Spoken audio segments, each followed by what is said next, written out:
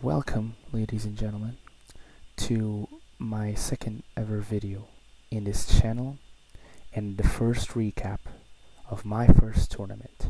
The Merida Open 2024 was organized in 27 of July. So pretty much last Saturday, and I actually got this really neat shirt. I don't know if you guys can see it, but it has the day of the tournament and all. It was like 10 euros, pretty cheap stuff, not that expensive. But yeah, I will be reviewing today all my games in the tournament. I will show you some of my deep thoughts and thinking process during the game. And yeah, by the way, let me just tell you guys, the place where the tournament was hosted was just beautiful, and I really hope to in the future, like next year, if they do organize the second open, I'm gonna be there because that hotel was absolutely beautiful, guys. I must tell you. I also must apologize. I don't know why my camera is flashy. And yeah, oh, if you also want to see the rest of the tournaments games, you can go in chess.com, past events, and you should be able to find it. But at last, let's start the recap. So, as you can see up here, it doesn't really say first round, because I was actually very lucky, guys. In the first round, I was like dismissed because there were only 49 players in the tournament. It was not a lot. Honestly, I thought it was a lot. I never went to any tournament, but some of my club partners and friends told me that it usually is more. I should also say that the prize pool was like 500 euros, I think, and I thought that was a lot, but it ain't. But further ado, I faced this guy Marcelino Gannon, and then the rest of his name I can't see. And yeah, it's a tough game. Let's just get it. He opens the game with pawn to d4, or spy, and knight to f6. You may think that I would get into a super complicated King's Indian with moves like pawn b6, pawn g6, and bishop g7, then d6, and all. He would go to a main line and like some King's Gambit or something. It would be a very, very tough game. But actually, this was quite surprising. My 1700 opponent played bishop f4. He decided to play the London system. And for those of you who live in a cave and do not know what the London system is, it's pretty much the rattiest opening in chess. I'm gonna say that. And so, as I'm the superior player, I of course played my King's Indian defense. Just kidding, guys. I went for pawn to d5 because you don't really know me that well. In my last video, I actually talked about this, that I play the Collet system, and the Collet system is exactly like the London system, but the only difference is that instead of putting the bishop here on f5 or f4, you instead fianchetto it. And yeah, you say, oh, but isn't it in front of a pawn, man? Mikey doesn't like the bishop is stuck there. It isn't doing anything. Actually, guys, it isn't. And I don't really remember well if I played a good Collet system. I played it a lot in this tournament, so you guys will see. Here he played c4, and the computer is already saying that it was inaccurate. Here the computer what it wants is d takes c4, knight f6, and a6, and it says that I should be fine. The reason I didn't went it into any of this is simply because I do not know any Queen's Gambit theory. Queen's Gambit is probably the opening that I least like. Let me just see if I can. Oh, yep, not this button.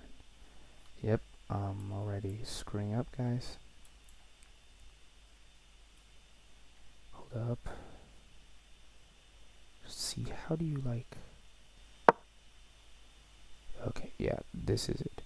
Okay, so c4 was kind of a mistake, but because I didn't really want to get into any King's Gambit, Queen's Gambit stuff, even like the accepted Queen's Gambit, because it's not a particularly good opening, but I could see this as a mistake because the London system, you want the pawn triangle and you do not want to be much offensive, but I played b6, a huge mistake, it seems. So the computer either wanted me to play d takes on c4 or c5 actually, but that, I don't know, man.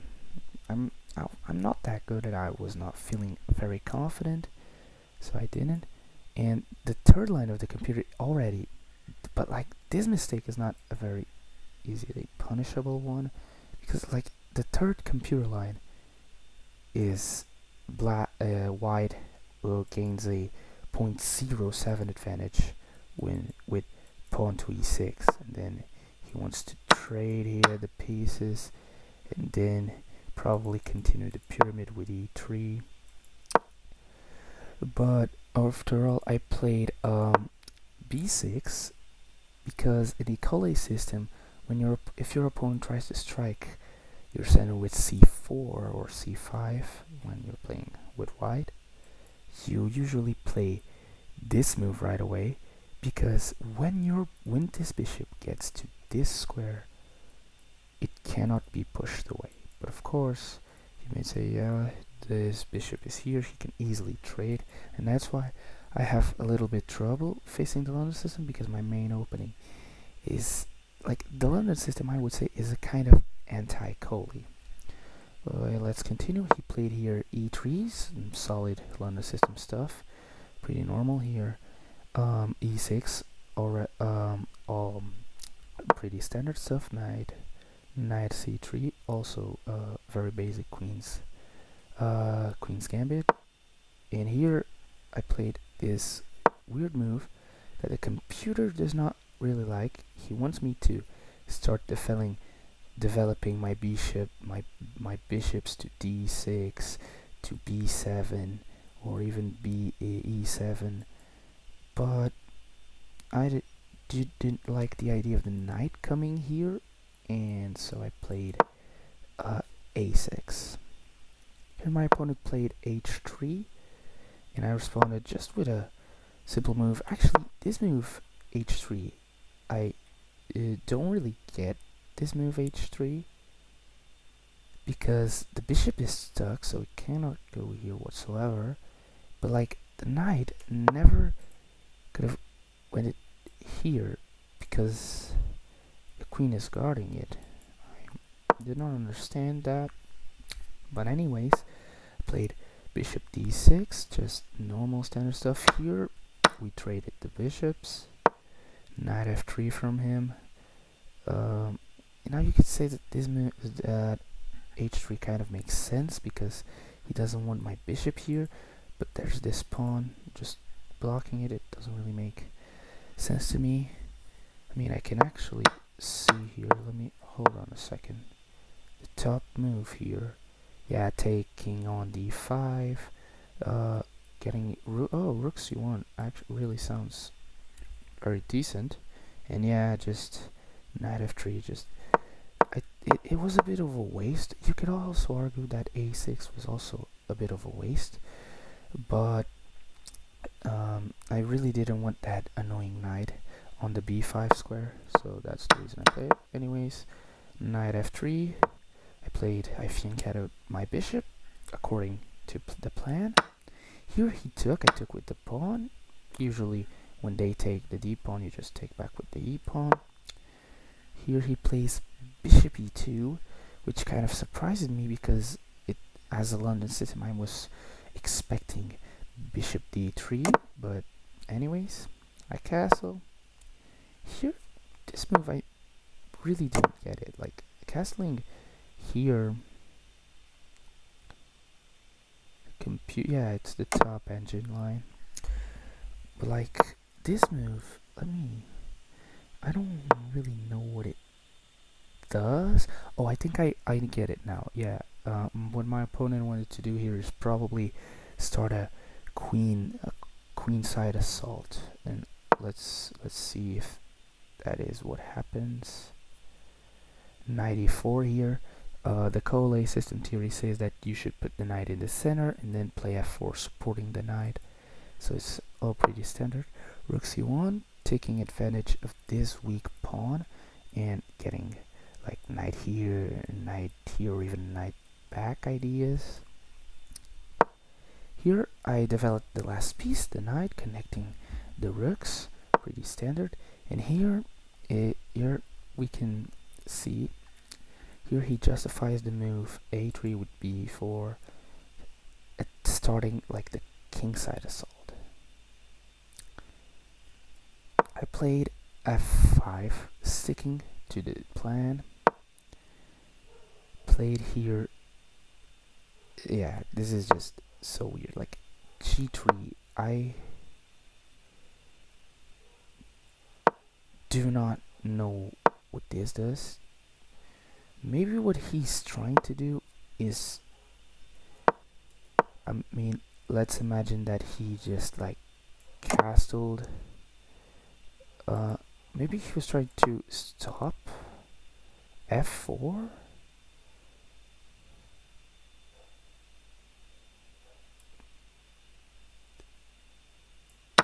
But like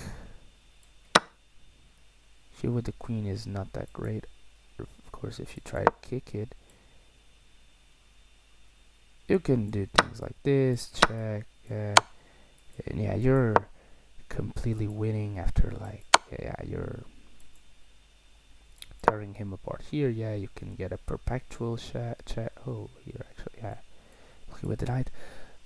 Okay, yeah, I kind of get it now. You want to stop f4 because there's a lot of tactic mayhem, but in here the engine recommends me c6 or either c6 or b5, battling in the queen side, or just supporting this middle knight with my rook here on e8. I played rook c8. This was simply just to try to combat the other rook pressuring alongside this file. Here he took with the knight, I took with the e pawn, and here the computer really wanted me to take with the f pawn. And looking back, yes, I really think that I should have took it with the f pawn, and I do not really know what was going on inside my head to like take with the e pawn, because in theory you should take with the f pawn to open the file. I don't know what was in my head. Anyways, he retreated with the knight, position equal. Here I tried a little bit combating on the queen side with a5, but what the computer wants me to do is just to play king h8. Just this move that I honestly, looking back, I know what happens, but I'm kind of spoiling it. I should have, this diagonal is very, very strong, and in some moments you're going to see why. Here I try to battle, he jumps with the knight attacking my queen, and I play queen d5.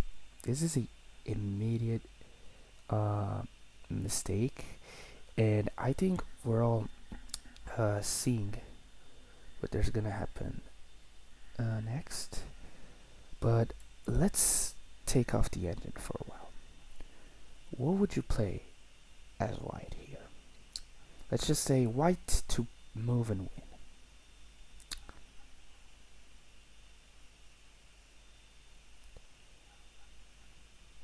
Well, I'm getting a little ahead of myself because firstly he castled, which probably is a missed opportunity. I took the pawn on b4, he took back, and I played rook a8, just trying to get a little bit of control in the open file.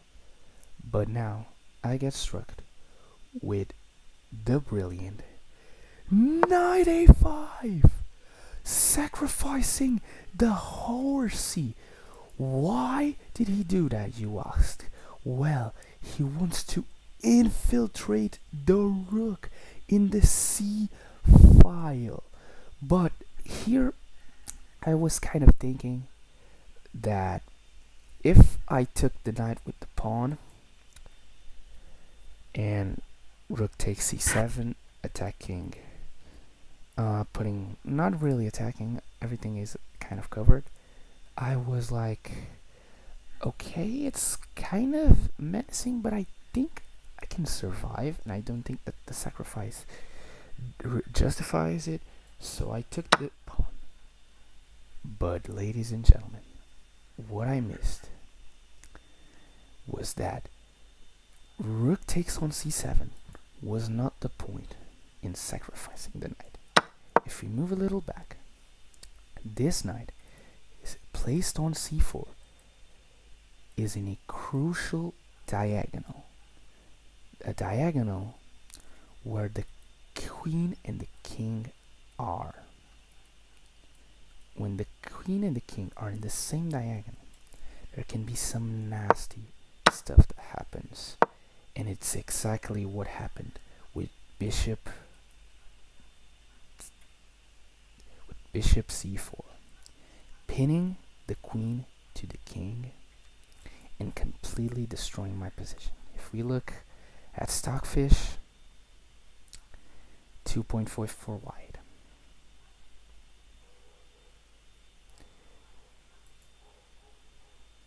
And from here, I really didn't know what to do. I mean, it's move, if I'm not wrong, 21, 20, something like that. And I've just lost my queen. There's really nothing I can do to save it. The computer recommends a takes on b4 and then queen b3, just keeping it cool, waiting, just keeping the pressure in the diagonal. But I took the bishop because I just didn't know what to do. Rook takes on c4, and now white is completely winning. But Mikey, as you guys can call me, Mikey, I was not ready to give up. I still wanted to try and defend this position minus a queen. But I mean, it's not that bad because it's only +3. I don't know if you guys can see, but it is just +3, so it's pretty much completely fine. Bishop a6, just pitting both rooks so I can win one. Of course, he took my pawn, and now I have to choose. I took the rook, and now retreating the knight to f6. He took the pawn, I took the pawn, queen check, the king has to go back, and now starts a menacing defensive, like I try to miraculously defend this position. 3.3 plus for white. He prepares a mega bazooka, pointing to my king. 98, attempting to defend it. Here it's suggested rook from a to a8, just bringing the rook back because it's not made. But to be honest, what really mattered was try to defend the pawn. He attacks the knight. I go with the king. The king there. He prepares another battery, and here I kind of sacrifice my rook. Of course, the position is already 6 plus for white. I try to like do here some tactical stuff because if he takes, yeah, we have a fork, and the idea is kind of clever. Here the engine is already saying made in 24 for white.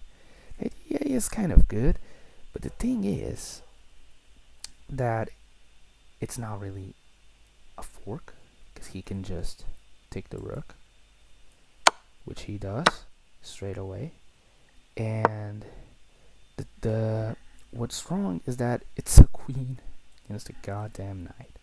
Now it's 7 plus for white, and not only in the engine here and material count also. I try to attack it, but from here I'm just gonna speed things up a little bit. He wins my knight.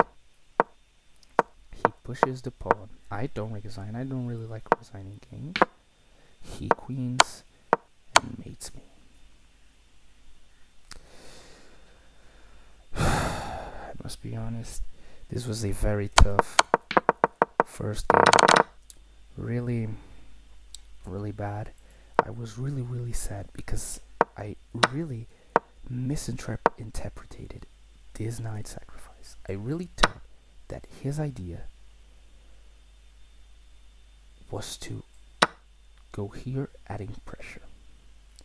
Now this doesn't work because it honestly does not do that much. You can go bishop a6, just like getting this annoying sucker out of like attempting here, or you can actually no, excuse me, I saw ba6, but it's the bishop, it's not b takes a takes on b. That of course loses to the same idea, but yeah, this was my first game, and with no further ado, let's get in our second game, or should I say round 3, given the fact that let me just change it here. Okay, we're back, and yeah, let's get into round 3.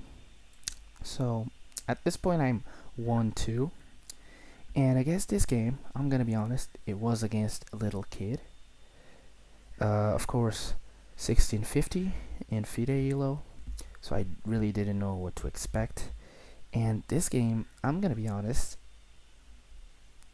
this one was kind of disappointing on my part.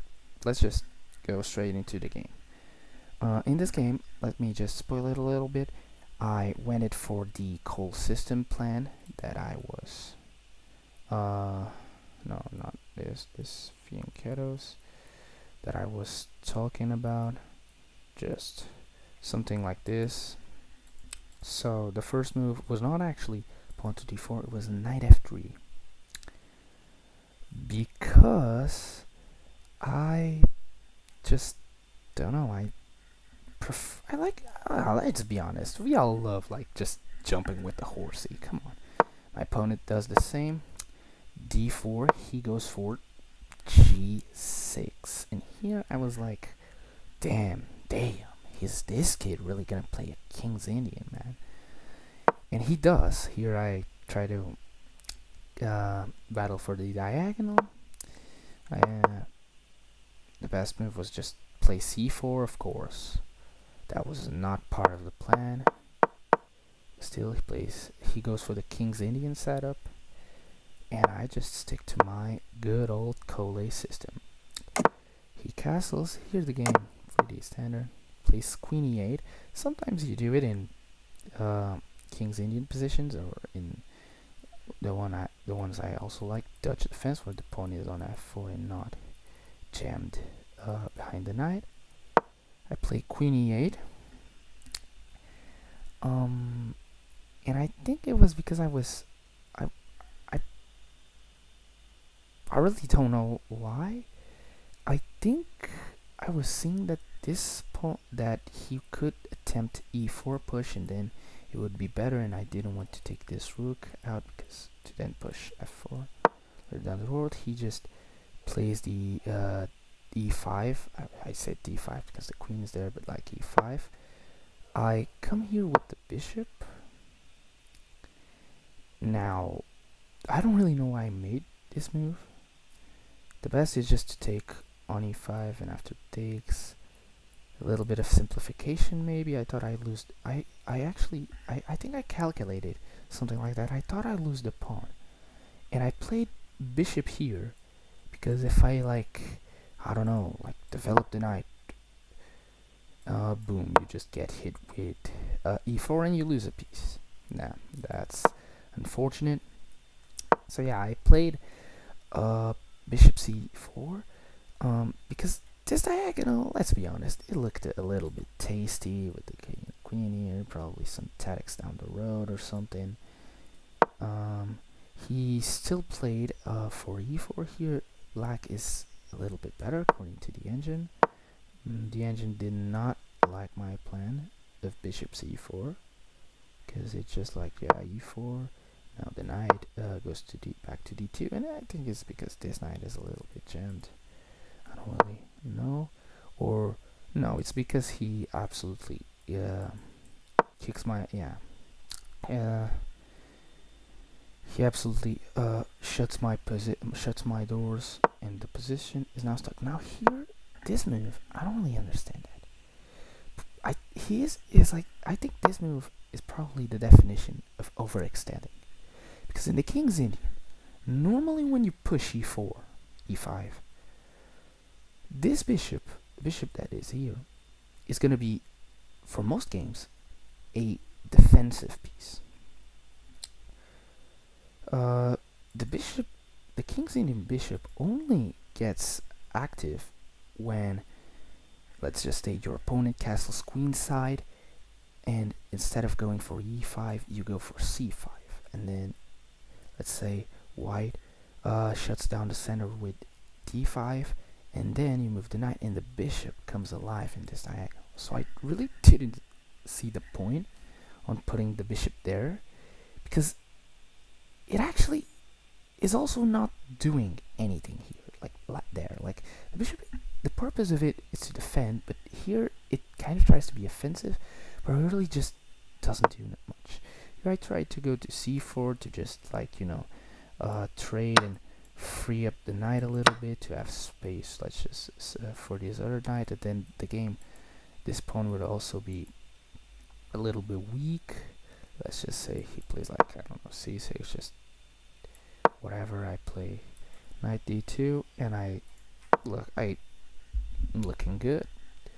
He plays c6, holding into the position, and here I spotted a good tactic, bishop ba3. I was thinking a little bit in closing the center for here, but I saw that if I move the bishop to here, yes, oh, you're trashing him for doing this, but you did the same. Yes, but the difference, guys, is that I target a rook, and the rook has nowhere to go. It's stuck here. It's just stuck.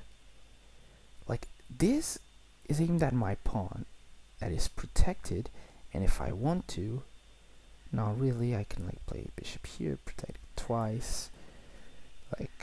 Not the best, but hey, why not? Here he tries to hold on with c6, with c5, should I say. And I just take on c3, and it looks like it's a terrible mistake. Here they wanted me to go king h1. Now, you ask me, what is the purpose of this move? I really think that this is one of those moves that only the goddamn computer can find, because this move doesn't make absolutely no sense. There's nothing in this diagonal. It's stuck. It's shut. And here, why is taking on c5 so bad? Because because here queen e5. Oh, I think I saw this in the game. Yeah, I saw this in the game. I think I saw this. Yeah, I think I saw like a queen d5 in the game, and I was just praying for my opponent to not see it. Yeah, I remember that. Then we would have to exchange rooks, but then I would be kind of happy because I could technically exchange queens. I don't really know if it worked, but like he moves the bishop back, and this is what I say. Like, it doesn't make any sense. He moved the piece twice. He's down a minute. He was already looking very sad in here because it's 1.9. I am one pawn up, and I try to like kind of double attack him, attacking the knight and the rook at the same time. He took my pawn.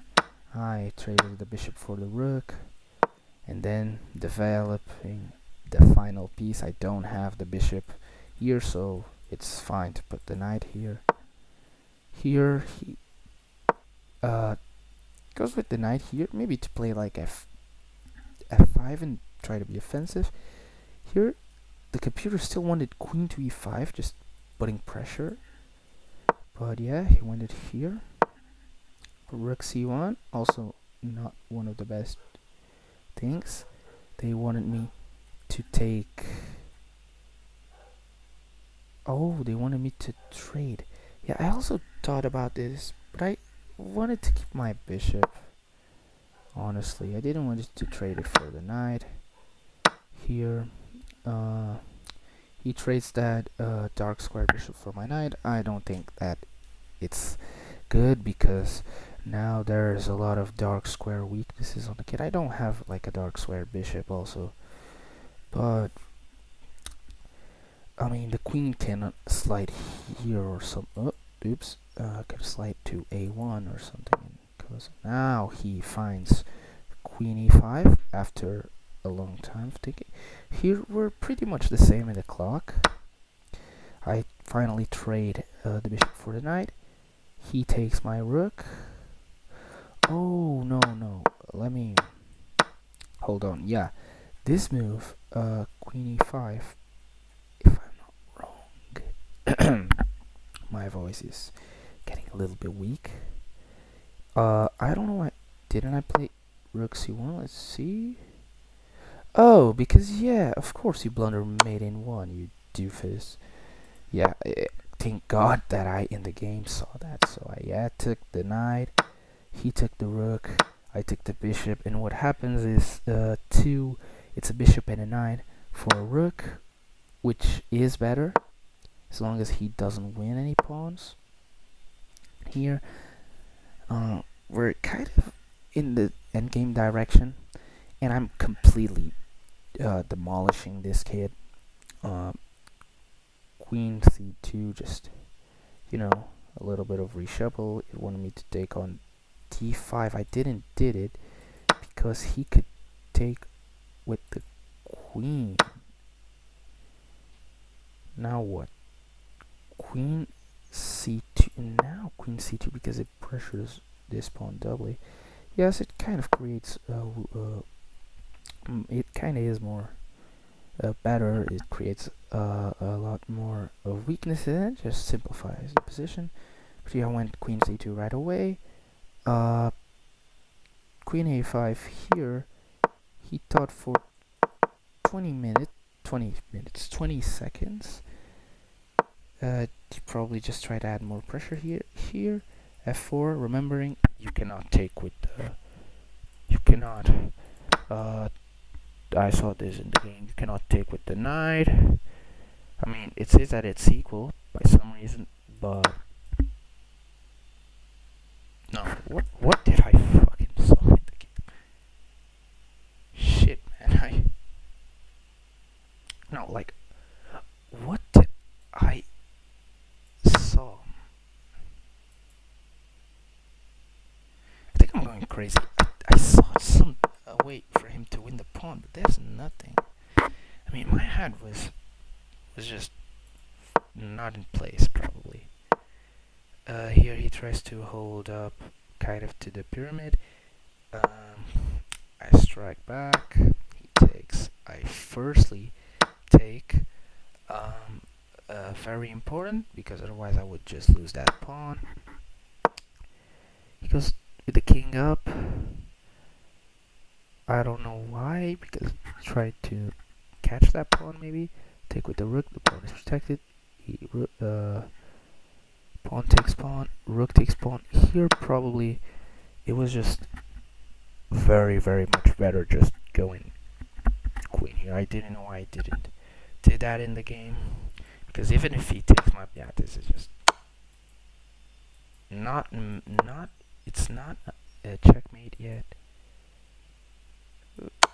or just forget it. It is. You can block with the knight, but this is just completely done for. You lose the goddamn rook.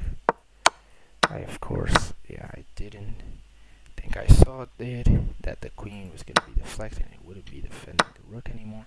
So I took with the rook. Also not bad. I pinned this knight, the knight that he jumped, this knight, which went it back to f8 because it was attacked by my pawn back a long way back in the game. Let me see if I can find here. Knight f8, knight f8, knight f8. There's knight takes on f8. Yeah, the knight took the bishop, who traded itself for the rook. Okay, we were here, queen there, just attempting to win that pawn and the rook. I protect with the king, very natural. He checks, I block with the rook. If I trade, I mean, the end game is very comfortable. He doesn't want to trade, he knows that. I check, he goes there, 2.9. I still try and insist on a queen trade. He doesn't want to. I move my king to protect that other pawn. He goes here trying to get that pawn in here. Ladies and gentlemen, I played knight f1. I tried to be fancy with a retreating knight move, not to g1, to f1, to defend the pawn, but I completely missed that knight h4 is a fork, and there's nothing I can do about it, and the game is completely lost. And my opponent, with 1 minute on the clock, I spent it roughly 30 seconds in this move because I was considering all sorts of stuff. King here, I don't know. What else was I considering? Push in, stuff like that. What else? Just give it not. I probably should have went it like rook here or something. Yeah, and it would still get forked. I don't know, something to try to hold on to the pawn. Maybe I should do this instead. Yeah, now you have to move the rook or the king. You still get forked, mate. Yeah, that's it. So yeah, I get forked. I lose the rook. I try to battle a little bit, but the game is completely over. And that, I'm gonna be honest with you guys, that fucking kid, man, he was so happy with it. Like, he was, the whole game, he was like this. He was like, I don't even know if you can see him, he was like this, all like super sad and depressed with life. It looks like me when I sometimes go to the fucking bathroom or stuff. But anyways, he keeps checking here. Mate on 18. Don't worry, guys. The kid doesn't find the mate on 18 because I gave him mate in 5. Uh, here here. Let's just see the checkmate. And then yeah, and I got low in time because I was just sad that I had a super dominant position and I had completely wasted it. I guess it's 1650. Completely wasted a position where his opening, I'm gonna be honest, was terrible. He played, I probably think, the worst King's Indian I've come up in my life. I haven't come up against many King's Indians, but this one, boy, was it awful. It was just not good at all, guys. It was freaking mental. But we move to round 4. We go. Okay, we're back. And round 4, this was, I was now 1-3 only because of that little point I got gifted to me. And first of all, 1570 guy, Juan Gutierrez Robles, very nice. He sat it on the board, said, buena suerte, campeón, and we played the game. Oops, mic, I cannot, strike the mic. Then you guys hear a bunch of, noise and stuff. And here, I went with my trustworthy opening that I learned watching, 5 minutes game. The Caro Con defense. D4, C6.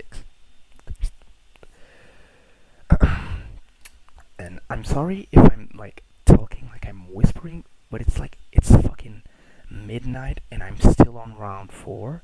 There are 4 more rounds to go because wait. No, 5 more rounds. Yeah, that's about it, I think. 5 more rounds. Or is it 6? I don't even know, guys. I'm very tired. Midnight. Just trying to record this. Probably upload it tomorrow. But anyways, he plays knight c3, d5, and knight f3. And here I started wondering, the 2 knights attack. I don't think I've ever come up against this in my life. And on YouTube, I've seen some masters, I think, saying that this is it's a bit complicated. And given the fact I never came up against this, I was a bit nervous. But I tried to stick to the normal Caro-Kann plan, that is, getting the bishop out here or here, pinning this knight if necessary. When he goes here, you trade, and just try to get this little bit and try to get this little bit of pyramid of pawn, triangle of pawns, get the bishop here, getting the knight here, eventually just going here and here, getting the rook on the c file, not the d, the c, castle, and just play chess. And it usually works. I like this Caro-Kann position, that give this, a lot of the times I come out on top, even with black. And yeah, he immediately strikes my bishop with h3. I take the knight, he takes back with the queen, and I just make my triangle. Here he plays d3. What can I say? I mean, d4, the computer says d4 is better, but it's also reasonable d3. I mean, you get this bishop stuck, the bishop couldn't go anywhere anyways. So I get my bishop out, he gets his bishop out, I get mine out, and he firstly attacks it, so I just go there. He protects the pawn, and now we have kind of, this reminds me of a advanced variation where I traded my light square bishop. But yeah, it reminds me of a bit of a advanced variation Caro-Kann by now. You could even say a advanced Dutch, no, French defense, I think, without the. Oh my. Damn, my throat is horrible. I think before round 5 I'm gonna pick up a glass of water because my throat is killing me. But anyways, I went to the break to try to get this knight out of here and also go here. He didn't take, he instead moved the bishop again. And here, I just thought, yeah, he's just not doing great because when they move a piece twice in the opening, they cannot be doing the right thing. They just can't. I go with the knight there, just standard stuff. He castles on, and this made me a bit like, I don't know, like cheesy, I don't know. Because in the Caro-Kann, black, it's very easy. Let's say if white does nothing. No, not this. If white does nothing, like if he just tries to centralize his pieces, like black has a big, big ass attack on the queen side, but white king in the Caro-Kann is usually on the king side. So this super big ass attack, it goes up, it just goes against a wall of pawns, and you try to win it. But given that he has castled long, my hopes in this game, it's already 2.1, but it's a little bit tough in the position. There is something like this. Knight d4, forking these both pieces. That's I firstly castled, just trying to get my king safe. And here he plays bishop. He finally develops his bishop, blocks the pawn, and here I take advantage and I take on d4, forking the bishop and forking the knight. And now, ladies and gentlemen, you may think that there are lots of stuff with bishop h7, and until now I don't know if it works. He played it, and given by the eval bar, it doesn't work, but it also doesn't do much. If I got like scared, if I played king h8 just because I got frightened, queen h5 would obviously kill me. Let's just say knight here, bishop to check here, and mate. Simple, but I didn't got scared. Bravo, brave king. Coming to h7, the queen checks. I go back again. The bishop here just for him not to lose, and also defending that pawn. I take the knight, and I'm just completely winning. The sacrifice didn't work. Let me just see how much time did he spend. I know he spent a lot of time. He spent it like more than 3 minutes in this sacrifice. And because of that, he was now just with a bad position and low on time. So there was pretty much nothing he could do. I took the knight. He took with the pawn. The queen, I went with the queen target. The weak pawns, he goes the king up. I play here, trying to take advantage of the pin. I don't really know what the game considers to be the best. Yeah, it wants me to play d4. The king goes there. I take with the queen. Here, he's completely, I think, hopeless. 30 minutes in h4 is a bit bad. Not even something like, let's see, rook here would obviously lose pawns, but that thing also made him lose pawns. So here I took, blocked with the rook. I retreated. He tried a rook lift, but like there was just nothing he could do because now I take this pawn. Another point of going with the queen to c5. I take the pawn. He tries to cause some trouble, but I here am on time, and I got really happy with the set of moves. Knight g6. It's not the best move. The best move is uh, knight e8, which defends the pawn for e. Now this is what I call a fancy move, but this is also fine. Just jamming both knights here, like in front of the king, getting this weird structure or whatever, and he retreats the queen. Not sure why. Maybe he was just scared that I like bishop stuff from here, or he just thought that the bishop was lost. So yeah, which probably isn't that great, honestly. Let's see if, like, I don't know, f4. Let's be creative. I don't. If taking the bishop is, oh, wait a minute. Oh, he moved. Man, I'm such a G. He moved the queen because I can trade here. The queens. Oh, and the bishop defends the queen. Yeah, this was in the game. It was all planned. I'm now tired.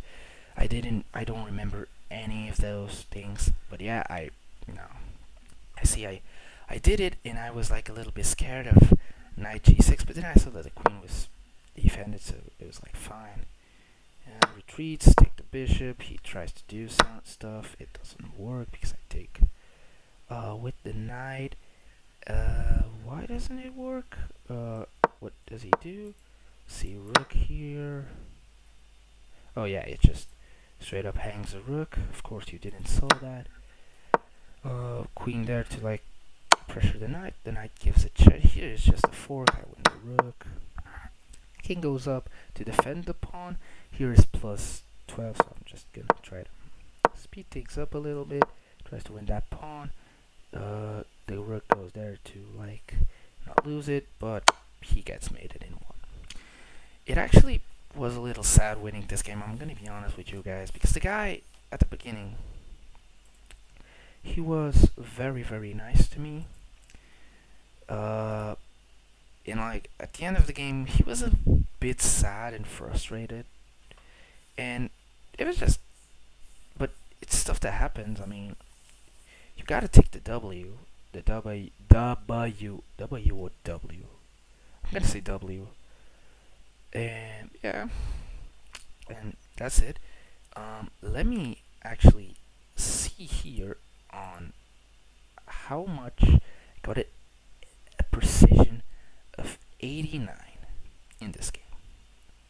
A precision of 89. I can even try to like check for awesome moves. Let me just see if I made it. I want to like see the brilliant moves.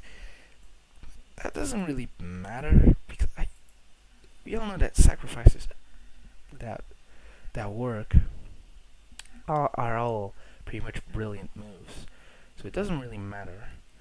Key detail: the rook blocking here, the only escape of the king. But of course, let's see if he like, I don't know. No, rook here. Yeah, he would have. It's made in 10. He would have lost it. Rook. This check. No matter where the king moves, he's fucked. Here, he just loses the queen.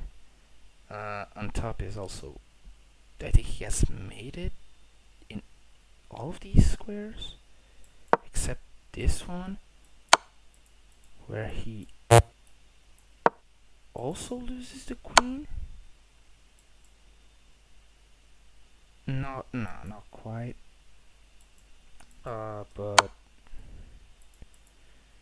yeah, yeah, this is just made. He was completely fucked.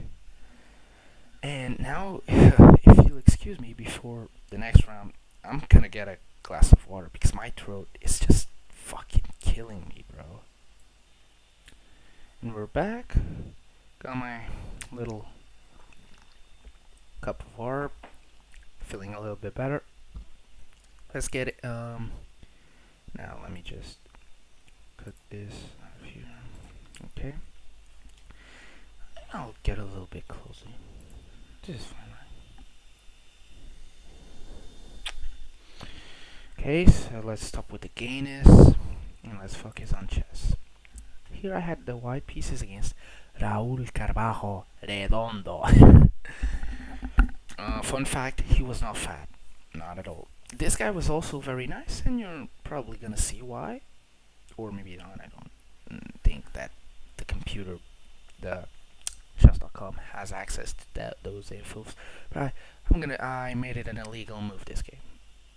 But the guy was pretty chill. He didn't call the referee. He was a very good person. And what I tried to do this game, I played knight f3 again, jumping with the horsey. Let me just check if it's recording. Yes, 56 minutes. It's midnight and 20 minutes. And I'm here recording a chess video in summer vacations instead of like being like, I don't know, fucking in a party or something. Whatever. This is a little bit of a party. It's our party. You and me. You and me. Yeah, you and me. And yes, you and I'm just being dumb. I said you and I pointed to myself. Whatever. Let's just forget this. And I wanted to go for the same collate system idea because in that game against that other kid it worked. I was just a complete doofus. And here he plays knight c3, the black Mustang defense. Now, what I don't like about the black Mustang defense is that I don't like it because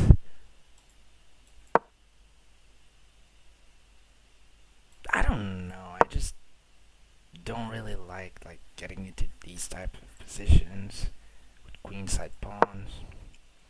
I could go into a kind of English, of course that I know shit about the English, so that's why probably I didn't went for it. And I went it e4. Now, what this is the Zakovic, I think, defense, an opening with black that, I'll be honest, nobody knows how to play. So the usual here is they like play like d5 nonsense, like Scandinavian weird. Let me see what computer thinks. It's weird. Like, yeah, I guess it's a Scandinavian. It's at some point your queen gets targeted. I don't know, but yeah, he played e5, and you ask why didn't you just start with e4? Because if I play e4, what tells me that they're not gonna play a fucking Sicilian and just mop the floor with me, or a Caro Con, which I probably will do good enough, but and like I had a plan. The plan was like collate system, just that. But yeah, e45. I went for the Italian game. Could have like, I don't know. Well, now thinking it back, I could have went into another one of my uh, cute little trick, which is the Halloween Gambit. And honestly, yeah, but I didn't even it didn't even occur to me that that existed. But yeah, I have to play it. I don't play it a long time, like the Halloween Gambit, and I really like it. It's very funny, just giving away a knight like that. I play Bishop c4. The Italian, he responds with Giuccio Pianissimo. I think that's the name, the technical name. So much time.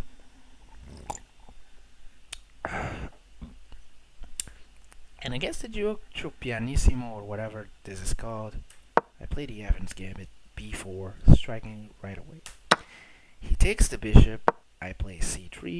He retreats the bishop not to this square. This square is a blunder, but the Evans Gambit is a very fun opening. You guys should learn it, honestly. It has a lot of traps.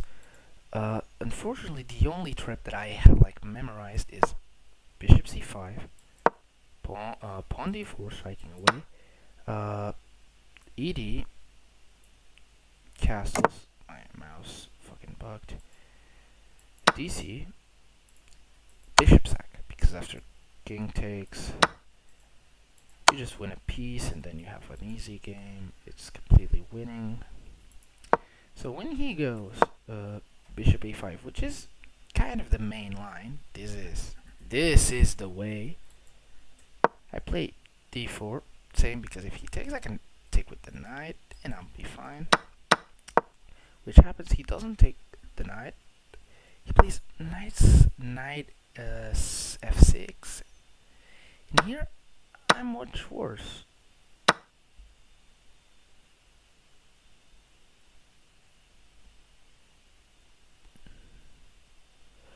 Oh, guys, I completely missed it. The trap that I was talking about still worked. Or didn't it?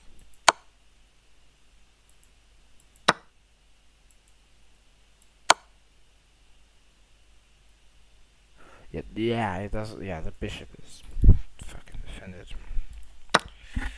Whatever. Let's just see. So what the line? What was the line? No. Yeah, here. It was queen b. Oh, queen b3, queen e7, castle. Okay, queen. Let's see. Queen b3, queen e7, castle.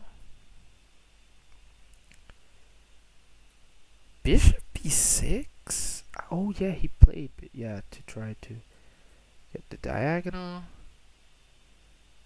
And then c takes on d4. Then knight takes, bishop takes, cc3, knight f6. Okay, so it was equal, but like I take with the knight because it just looked natural, like, and it looks completely fine. But the knight from g can come to e7. This is what it's saying.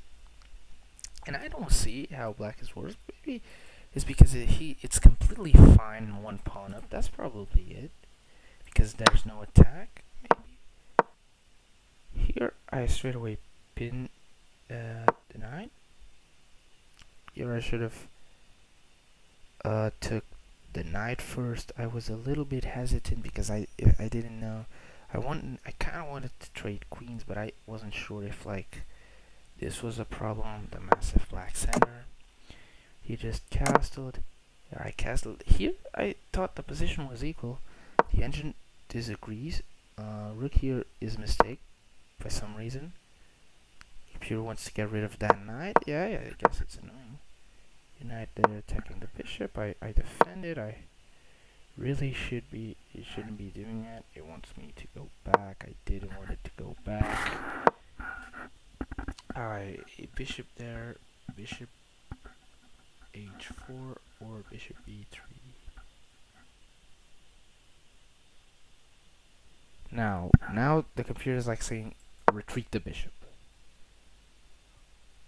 Or you either retreat the bishop or retreat the bishop. It's what it's saying that it are the best lines. I don't get why retreat this bishop. This is okay.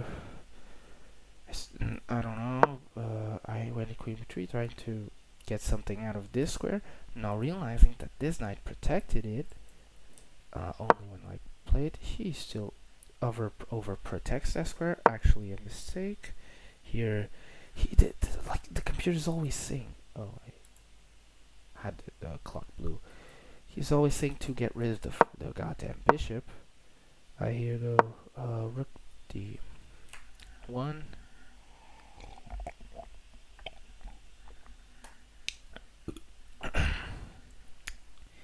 d6, f3, just trying to get a little bit more of action. I really don't know. I was really thinking here. I think that, yeah, 1 minute on this movie because I was like seeing if that it mattered much that I pinned my own knight and stuff. Because yeah, but no, of course this isn't good. It takes away the pin. I go back. King there. Now, why king there? Well, because I don't really know. Maybe he was worried that I would take here with the bishop. It doesn't work because he has a year and knight. But oh well. Here I was completely winning, which is a shame. With f4, yes, of course, kicking the knight, and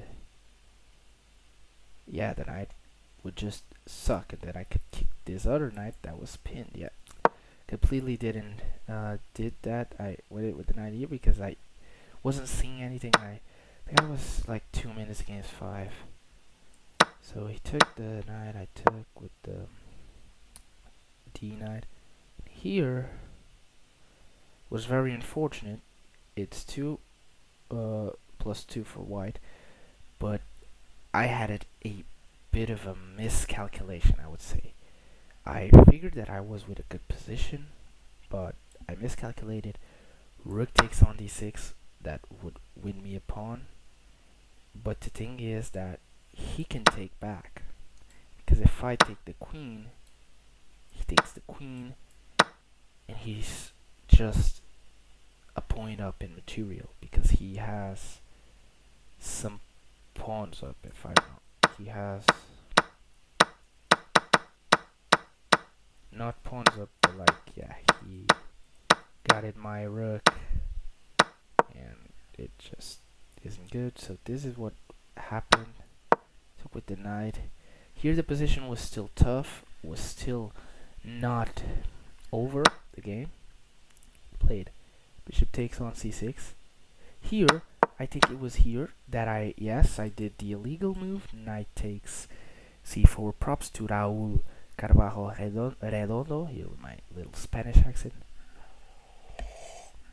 Honestly, my Spanish is terrible, but whatever. I then take with this other knight. He took bishop, trade, take.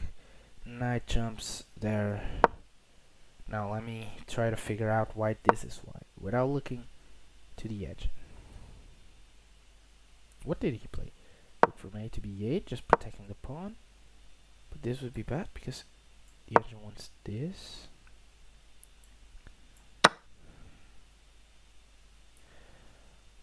Why? Because no, what the fuck? Rook d3. Oh yeah, these pawns are rubbish and weak, and he adds pressure to the knight. I'm so tired. There are still how many rounds? Like 4 more to go.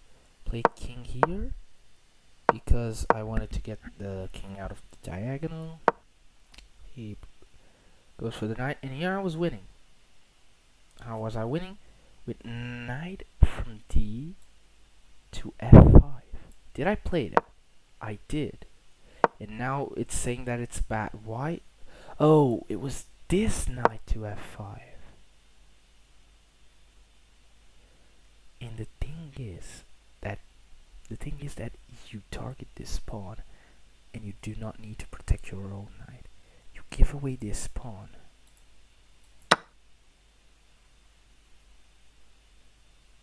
G3? You trap the bishop. Oh my god, I would have never seen that. I mean, yeah, I could have sawn that, like, knight here. Yeah, I didn't. I could, like, yeah, whatever. Equal trade. I think I kept the knight here to just keep the rooks passive. Yeah, that's it. Because the rooks were defending these both pawns, and the knight here was well placed, but the position wasn't asking for that because I should have went it for that pawn. Here king protects. Here I don't really know what would it be if king protects. Knight d5. The engine now recommends going after the other weak pawn, because he now has to move the bishop. Let's say take. I go with the same plan as before. I wouldn't have saw that, I'm gonna be honest. Here I try to. Here was the point where I lost the game. Let's see why. I played here because I wanted to take that pawn. Let's see what happened. So bishop takes on d6. No, this didn't happen. What did he do? Oh, he played a6, which is now completely equal. But let's see what the computer wants. Bishop takes on d6, knight takes on d6, rook of f to d8. Knight cannot take here because maybe these pawns are weak or something. No, why? Rook d7. Oh, the knight is trapped, right? Yeah, the knight is. Okay, yeah. Didn't saw that. The amount of things that you just don't see, man. It's so annoying. With 2 minutes, yeah, he was 1 minute. Here, I'm fine again. Rook to the center. And now he wants me to go 97 check. I didn't. I went g4. Why did I went g4? I have no idea. Maybe I think I wanted to like just get a little bit more active, stop this pawn from going forward, and just keeping this king far away from here, from like my turf. You cannot enter my turf. Something like that. But here he pressures all the pawns. Here engine says it's better. What is the thing with 97 check? Why didn't I play 97 check? Is that I thought about, did I play it? I played it. He went king g7, knight d5.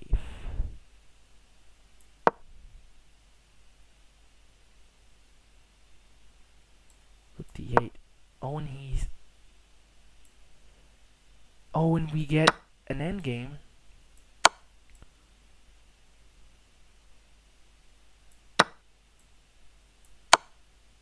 Two knights against a rook, and I'm 1 pawn up.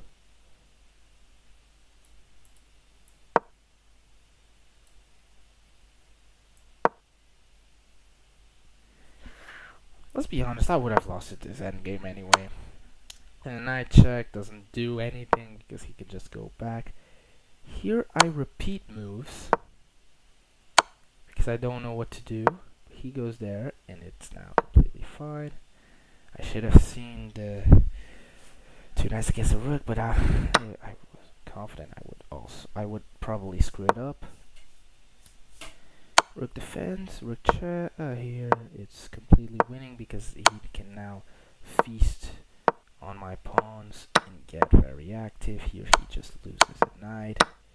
Here who missed the mate? The engine is crazy. It's all mate. But yeah, mate in 1. What was the mate in 1? Rook from h to e2 checkmate. Yes, sir. But he didn't found it. I also didn't see it. So I went king there. Here he tried to trade the rooks. I don't want it to. I tried to repeat moves. There it is. Like rook here and stuff. Didn't happen, of course. And here he won. Not because it was a checkmate, but because I made it an illegal move where I went here and we just call it quits.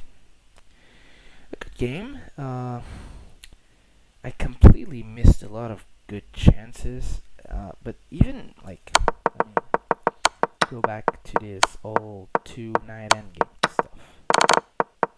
Right around here, I think. Yeah, with the knight check, going for the 2 knights endgame with knight d5. Yeah, that's right.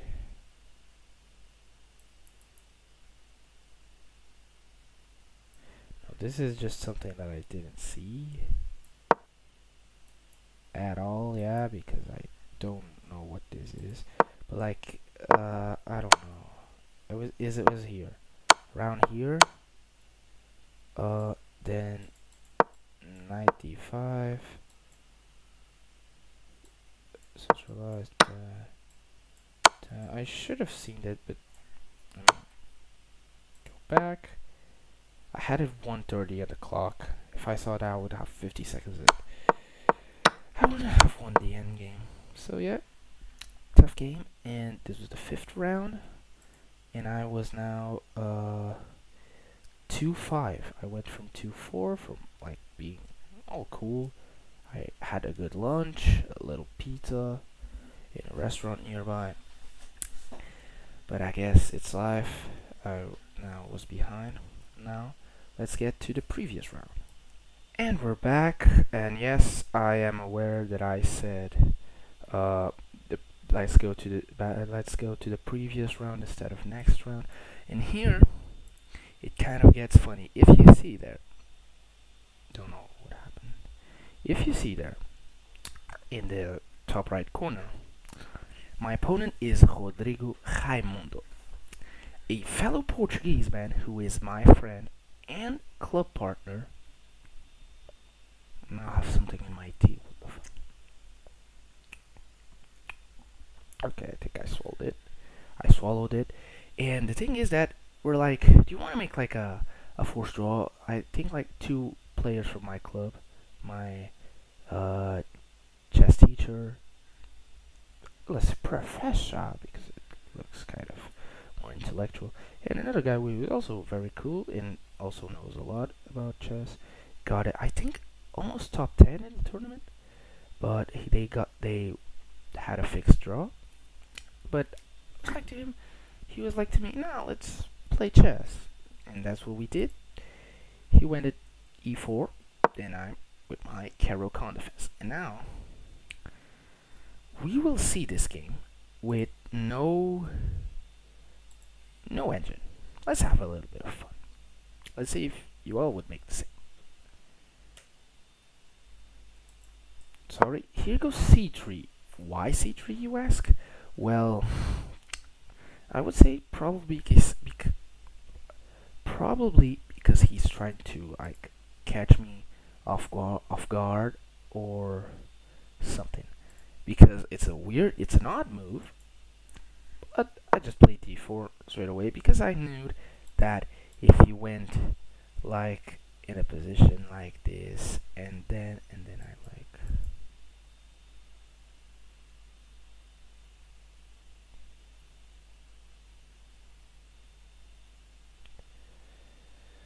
I now had a little breakdown. I gotta go back. I don't know what I was thinking. Yeah, he takes. He should have played d4 because if he had, I had no idea. Let me just check the computer to see what it thinks. D4 not good move. Why? Because I can take on e4. Yeah. Oh, bro. Seriously, it's like 1 a.m. I like the fucking pawn hangs. I mean, oh fucking hell. Okay, he takes, I take, and we go here. And this is standard because it's an exchange Caro-Kann. The simplest that there is. We move the knight. He moves the knight. We pin the knight, of course. He does that. Doesn't really matter. We play for e6, and now we just need to develop the bishop, the knight, castle, and get the rook on c8. We'll have a comfortable game, and that's exactly what I did. He pins my bit, and I don't really matter because if he were to take, let's just say like bishop there, and like knight there, just try to develop. Oh, and I still haven't castled, but yeah, I don't know. I don't know, I've castled. Very comfortable position. Just get back to where we were. Moves the knight back. I don't really get it. I just pick up the bishop. See what the engine wants. Bishop f5 because it gives slight more advantage. Keeping the bishop in a Caro-Kann, I don't really know about it. But okay, I castled. The plan's going well. He goes with the knight there, maybe to support the queen side assault that I'm preparing. Rook c8 standard, develops the other knight, and now a6 crucial move. I just repair that I'm still with the engine. Let's take it off because it will start my little chess lesson here. If you're not familiar, this little pawn structure is the Carlsbad pawn structure. Now, this pawn's, imagine this pawn is here. The Carlsbad pawn structure is a structure that is common also in Queen's Gambit games, but it is characterized by a 3 on 2 minority on the queen attack, on the queen side, which can originate a middle game principle called the minority attack. Let's just say right here, pawn here. And the minority attack, basically you want to trade both of these pawns to disrupt the pawn structure, and then with this knight, the queen, and the rook, you want to collect the remaining pawns. So chess lesson. Still with the engine. But I can. Okay. Plays a4, tried to prevent something because I played knight there because the knight. I think this is the best square that the knight can be. C4 in these positions. He traded, took with the queen. B4. Queen back, rook there to protect the pawn. I now wanted to double my rooks. I thought he was gonna do the same, but he moved the knight there. But yeah, got rid of the rooks. He protected with the queen, and here. Okay, I will admit it. I spoiled it, and I'm gonna say to you guys, the game has been perfect so far. I'm not joking. It has been a perfect game. Just perfect. If I put this in like that chess.com stuff that reads out the best moves and then whatever, this is like a master type of game. Let's be honest, master type blitz game. And ladies and gentlemen, here I'm here in a position that seems equal, where my rooks are pointed at this pawn. I just need to add a little bit more pressure probably with this thing if he closes the position.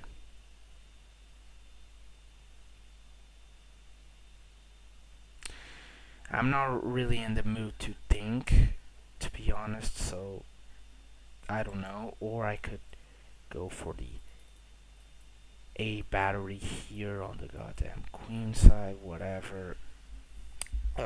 Very tired, it's like 1 a.m. But ladies and gentlemen, in this position, I, Mike, sacrifice the queen!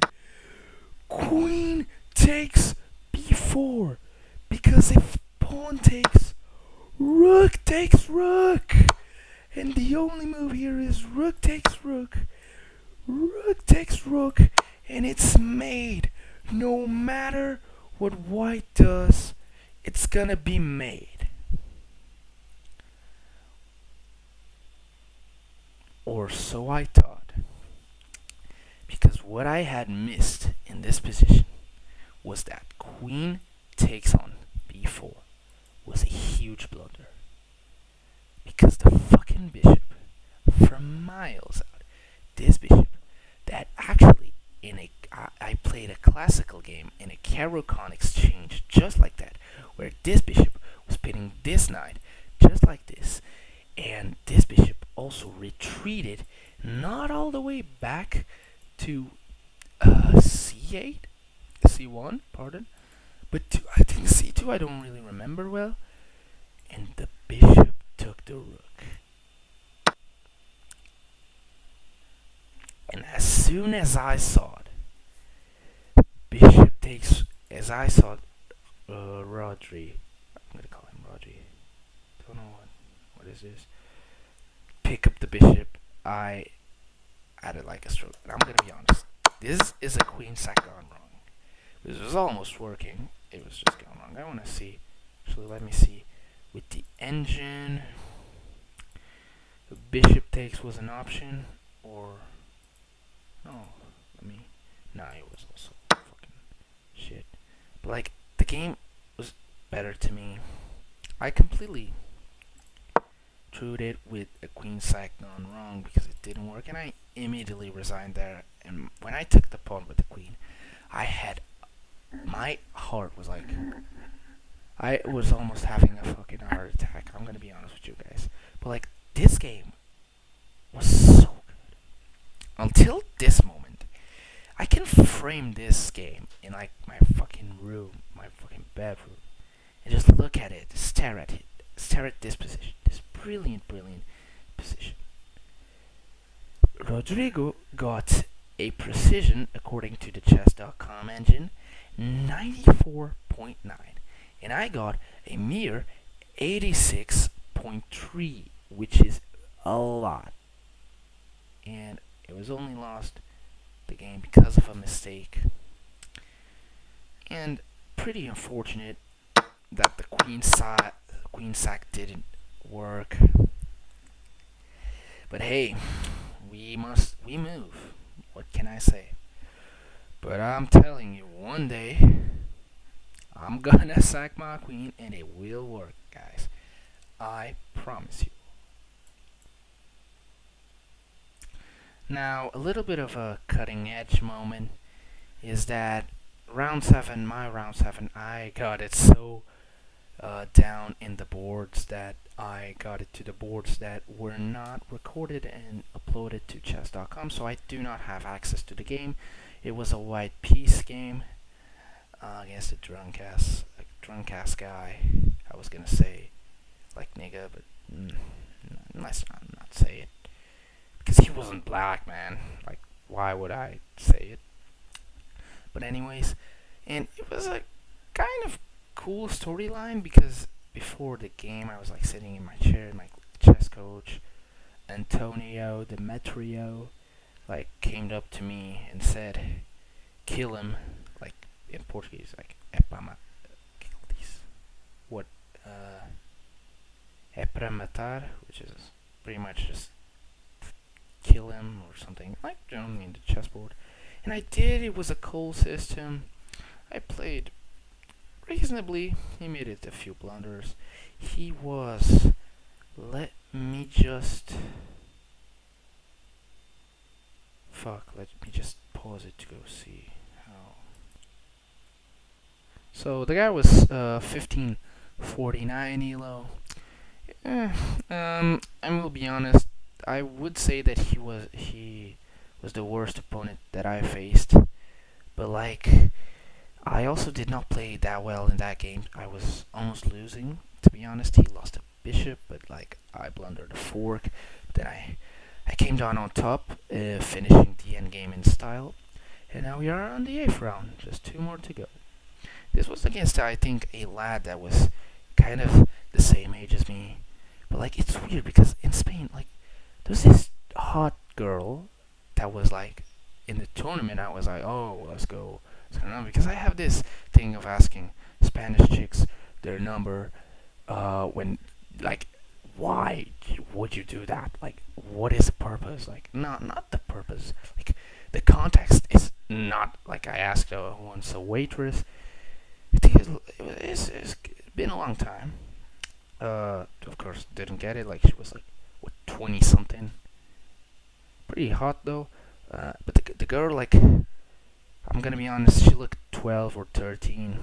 She was like pretty much the only girl there. That was just a 5-year-old girl and a 50-year-old woman. So yeah, you could call me a pedophile. I'm 16, by the way, 15, whatever. But the thing is that one of my club. What is the English word? Club mates. I'm just gonna say it like a fucking British. He said to me that she was 18 or 19 or that she was in college, and I was like, how? She's so like. She looks like she's a fucking kid, man. How I was, and I don't know, but that's life. And this kid was also probably. I could do a little bit of an investigation, but it's 1 a.m. I'm fucking tired. I don't really want to do it. My throat is killing me, and I have no water left. So let's just get going. Is it recording? I hope I don't. Yeah, it is. Okay, let's just get this off. Let's see. And let me just spoil a little bit. This was the most intense, not intense, but the most intense and frightening games that I've ever played in my chess career. Who is not long, but like even the amateur side, which is not like actual tournaments, like just games. I chess.com and stuff. Never had seen such game. He opens with e4, boom, Caro-Kann defense. I should have probably mixed it up a little bit. Like, an e5, I want to, like, learn, I'm gonna be honest, the Petrov defense. Because it looks cool, and it is cool, probably. A lot of people don't know what to do. d4, d5, and aha, fantasy, f3. And here, an alarm in my head starts ringing. Because against the fantasy in the Hillaby attack, because the fantasy, the Hillaby attack, people just do that, they want the scholar's mate, so it's not that bad. The filter, the fantasy in the, let's say, I think it's takes, and the Panov attack, I don't know how to play them. I mean, there's other tough variation, which is bishop here and the Mikhail Tal variation. But I just go bishop, just go h5. That's all I know. Then they go here. It's a little better, but I don't know. Nobody has ever played this variation against me, so yeah. But like, yeah, he goes with f3, and I really don't know what to do in this position. I really don't know what to do. So a little alarm in my head was like, because I cannot develop the bishop whatsoever. The only square is this, but I really don't know if I should be blocking it like that. And looking at that, I probably should, because the whole point of e6 is to develop this bishop. And I started to improvise. I'm gonna be honest with you. I was like on chess.com, just moving pieces around, like in the Caro-Kann defense, just seeing if I could get like variations where I could like surprise my opponents. And I was just blitzing on moves, like playing this, like this, seeing if there were any like weird, obscure variations. And there was g6. This little sucker is called, I can't see it on here, but let's just put it in perspective. How is it called?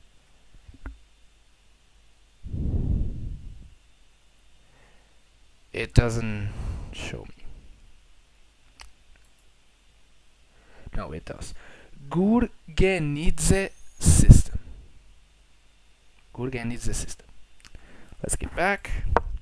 I played the Gurgenidze system, an opening that I just saw their eye, and I researched it like a little bit, and I like pictured like the moves. I not the ideas of the position. Okay, developing the knight, standard, fianchetto. The opening is a good opening, probably. I don't recommend any of you playing. Do not play this. This is complicated. It's not easy. He plays bishop there, completely offensive. Here I could have taken on d4, and when he would have taken with the knight. Oh, if he took with the pawn or the knight, I would have taken here, here, and the oh man, the game would be like what I'm seeing is this, or with the knight, queen takes. Damn. And it's like stuff like this. Like when I saw this, I didn't even think I played h5. Why h5? You ask. Why the fuck did I did this? Well, as a matter of fact, this is kind of the main line of the open. Normal move from my opponent, a blunder. Why? Because it fucking shit. I can't believe this. I can't fucking believe this. It hangs a pawn, and I didn't saw it. I played knight h6, another one of the common moves in this opening. I didn't even see that the pawn. Oh my god! Like it was the 8 game. I was tired, but it just is unacceptable. Thinking that I could have won the game, like by just thinking a bit, because it was obvious. It was just right in front of me. I just had to think a little bit. But anyways, this goes to show that this is a complicated opening. Like normal moves, like I don't know, bishop there can just screw everything up. It's not attacking something. It's kind of being a little annoying, actually. But like, okay, let's move on. He played knight here now. He's winning, of course. But get ready to see one of the most. This queen move sets up one of the nastiest like cannons, like weapons in chess that I've ever seen. Like it was looked like an avalanche. Jamaican. I played king g7. Top engine move was still d takes on e4. Whatever. Fuck it. But like king here, castles, and here. Because I wanted to get a little. It's completely losing. I wanted to get counterplay on this side. h3 sets up all kinds of nasty king side pawn storms. And let me just take off the eval bar so you guys can like try to guess what to do. f6. What would you play in this position? You could like play many moves. For example, let's say, imagine bishop f4. Trying to get a little bit of. Now, here, let's say I attack your bishop. You can check me. Go back. And now what? You gotta take your bishop out. You could go here, you could go here, you could go here. Let's just say. But now, the attack is kind of dead. I wouldn't say dead, but it like there was a lot bigger momentum. Of course, you can say the queen here, nah, queen. Pardon. You can still go here, threaten this pawn. You can still like continue pushing, stuff like that. But the momentum is a little bit gone. Here, of course, he didn't go there. He went it backwards, which is, I would say, better. But I can still close it. He checks, I go back. He takes, I take with the e pawn, and he storms it. Now, why king here? Do you ask?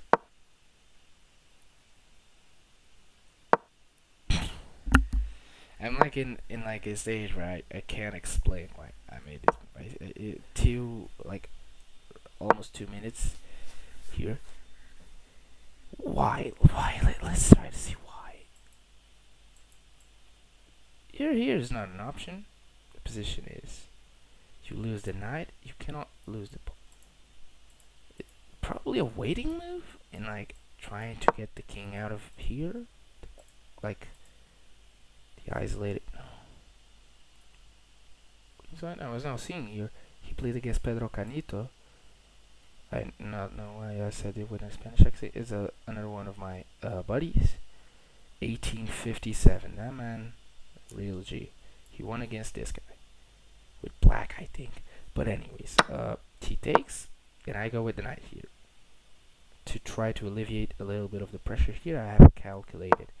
Let's just have he goes pawn here, and I can say the engine says it's completely winning for white, but the position is hard. Queen e8 threatens the pawn. Bishop takes. Bishop takes. And now a pawn is being attacked. So what you do? You bring the rook because you're menacing my goddamn throat. Here I calculated amenities. I calculated queen here followed with this. It ain't good because you like just completely destroy me. I can go here, but like the pressure is a lot, and I don't really I don't really know. So I took with the bishop, and I calculated all the way. I think no, not yet. Rook h2, 5 minutes against 7, and the position was not easy for him. The position not easy. Let me just tell you, because let's say that like the position not easy. Here I played queen e8 just because I wanted to get this rook out and then maneuver. This was a bad move because I got it with this and I had to move the queen back. A little bit bad in my part. And he stuckled up both rooks. And here, I took a very odd decision. King f7. I spent it roughly 1 minute in this move. And my internet is kinda yucky, and I don't know if like the board is gonna fucking disappear or shit. But whatever, because I had calculated that if he took with the knight, I would take with the king, brave king, once again, because when the queen would check and the rooks would try to infiltrate, I would go rook there, protecting the bishop, and after he does that, I would go rook king f. Like saying I calculated everything. No, I didn't. It was like no, but no, this part I did. King f8, bishop takes, rook takes the queen check. I saw that. I think it was. It's also where this thing made in 18, but I thought it was possible he could easily win my queen. Actually, no. Yes, no, because yeah, still win the pawn and get mated. No, not mated, but no, there's nothing for me here. It looked like I had a weak pawn. Okay, but I was just trying to survive. Yeah, 2 minutes. Would probably be a blunder. Like takes with the queen. I go there. Queen there. King there. And at this point, I thought king d8. King d8. And I had just survived. The engine says I can turn it on right now. Here. It's 60. It's 69. I thought I was fine because I thought I could have. I had escaped, and let's like I had forced the queen trade, and then he had nothing. Look there, and he had nothing. He had a pawn, but nothing else. The endgame still winning. He still has 2 pawns. But I was holding on, and let me tell you, as soon as I started this game, I knew from the get-go, not from the get-go, but like in the middle, like when there was a lot of pressure, I knew that I was lost, but I tried to miraculously defend. I thought here I was fine because I could secure the queen trade. He took the pawn, I had it to go, then he pinned my queen, I took the rook. Yeah, because the queen is pinned and there's nothing I can do. Take the rook, take the queen, then go there. Check. I ran away. It's 6. Yeah, this is just hopeless. Maybe if that knight didn't exist it here, it's made an 8. He didn't find it. What he did, he promoted another queen. With my knight, my pawn, all my chances got the fucking rook as well. He won 36, 1 to 57, 5, 36, queen check, king there, and he promotes. But at this moment, I sought hope. Why? It says it's made in one, by the way. But what I sought was that he placed the queen on the board, but he didn't press the clock, and he had 1 minute. So I was like, he was like completely focused on the game. It was unbelievable. A complete one position, super like impossible to lose. Like even if he some way lost both queens, the king would still go on time to catch the pawn, completely winning. He's just so focused. I was waiting for him to like look in my eyes. I was like looking at his eyes because if we made eye contact, I would do like this, like I like eyeing the clock because he missed it. Of course, he discovered it alone, and yeah, uh, checkmate. Let me tell you, he was very cool. He was a cool kid, cool person. I don't know if he was like 18 or shit. I have no idea. But the thing is that no, let me see it from the beginning. He said he knew the opening. He knew the good Nets guide is that it system. Of course, he's still like completely through the game in the opening, giving me space with d takes pawn with the queen or with the bishop, whatever.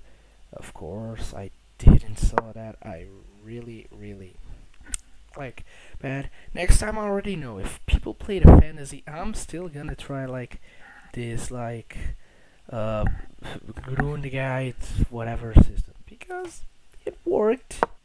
I was just too dumb to actually see it. Even here, like it was simple. Like he just hung a pawn. Okay, like you're supposed to see things like that. Like yeah, he hung a pawn. I didn't. And he also said that it was a little bit weird, and he thought that the knight would be best. And now that I'm looking, now let me a little bit back. Probably here, the knight. Here, let's just say he did not hang the pawn. He played bishop here. Yeah, bishop here. If I played the knight here, I would have been kicked. But it could go there. The bishop is useless. So yeah, probably the knight couldn't go here, and that would be a problem. So maybe yeah, the knight could potentially go there, but this bishop completely missed. It could maybe go to f6, try to get something. I didn't see it. But anyways, how long I am? It's the round 8 recap. I'm 3-8. Yeah, that's it. And anyways, let's get to the final game. And this is it, the final round of my first ever actual tournament out, like ever. Pretty much played like amateur tournament, yeah, and it's fucking ill. It's almost 1:30. Gotta go to sleep. Gotta finish this recap. La Duenda final. I don't even know if that's how you spell round in Spanish. Whatever. I don't care. I was with the white pieces and I was playing the old lady. I think I mentioned it when I was talking about that hot girl. There was a lady who was like 50. This was it. The lady. You guys had lucky that this game was the last board that was actually uploaded to chess.com. Like this was like 20th board. After the 20th board, the boards stopped being uploaded online. And this lady, I was sit down waiting for her. She showed up. She says, "Eres tú?" I'm gonna try to copy her Spanish. It will be probably sound racist. I'm sorry, Spanish people. Or mis hermanos, Portuguese. Yeah, we're like yeah, viva and whatever. But what was I saying? She asked, "Eres tu She just couldn't pronounce my name, just completely fine. But then she started like hysterically fucking laugh like that bitch, and like I knew that the second she said I wanted a fight. The problem was I should have surprised her with another one of my cool ass openings, the birds. Maybe I would have won because I would catch her off surprise. He was saying it's bad. I think the honestly the chess.com engine is not that strong because it says that no, the bird I don't know, but like against e5, let's see what it takes. Yeah, of course takes is better because of takes. But just a little bit, you gotta put the knight here, then they're gonna go for here. B4 not the way.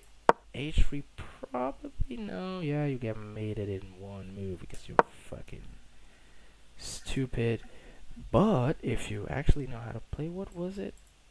Develop the other knight. I would still end up losing, but whatever. Whatever.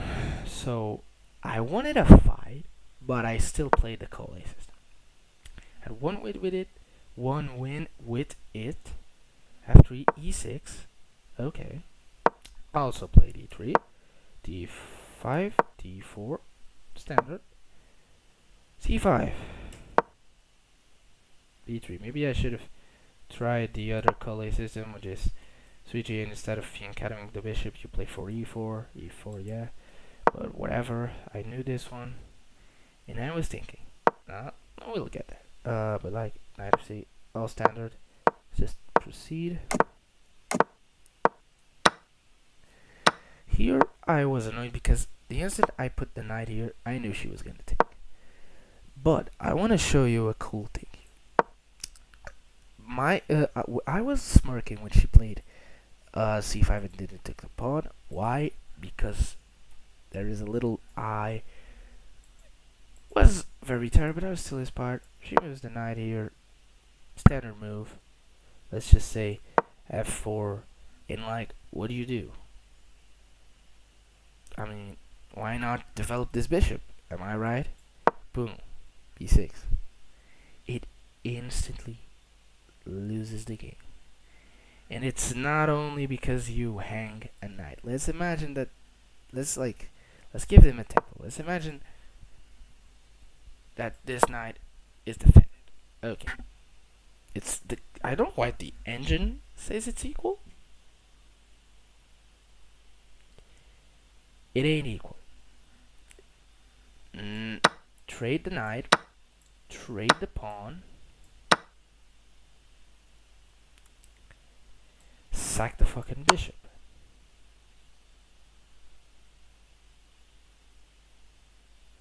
Oh, it's actually equal for the king to go here. No, it's not. I've just... No, it's okay for the king to go here. But let's see. Queen check. King goes back. You sack the other bishop. This is all prep from me, okay? He could go like f5. Yeah, the king. F5. I don't know. This. Honestly, whatever. I don't know if it would be the best, but the thing is that if he takes, I check him like this, remembering the bishop. If he goes here, it gets mated instantly. He has to like go anywhere here. Rook here. It's completely over. He can like try what to hold on here. Then rook,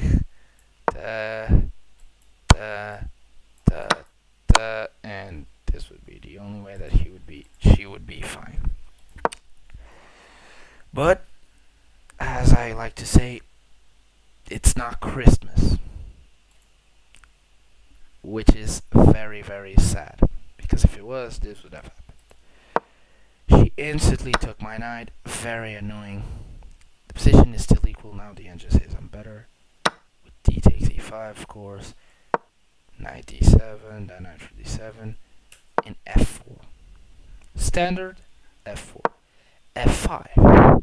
And if this says to me that en passant was the best move, I knew it wasn't. I did not play it. Boo! But I was looking to a fight. And this was my grave. Because g4. And now the advantage is pretty much gone. The momentum. The engine wanted me to go c4. Probably to try to give this bishop a better diagonal. Yeah, because this pawn is weak. Then I can go here to defend it.